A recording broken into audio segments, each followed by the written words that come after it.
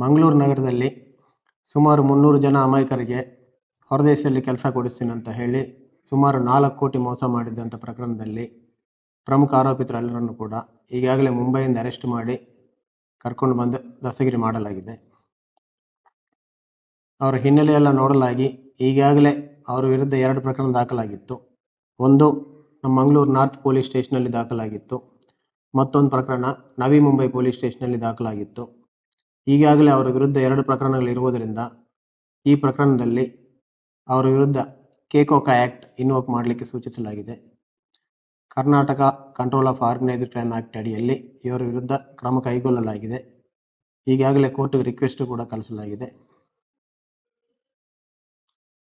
ಕೇಕೋಕಾ ಆ್ಯಕ್ಟಲ್ಲಿ ಪೊಲೀಸರಿಗೆ ವಿಶೇಷ ಪವರ್ಸು ಸಿಗ್ತವೆ.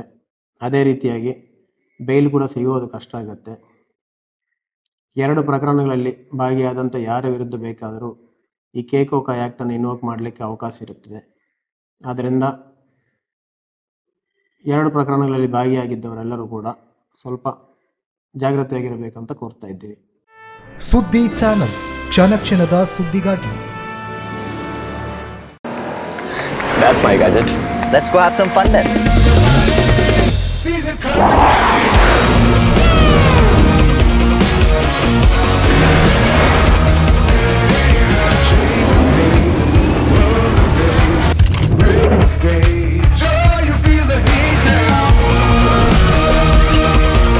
Introducing the hot and techy Brezza SCNG. Cool new SCNG tech for a cool new generation.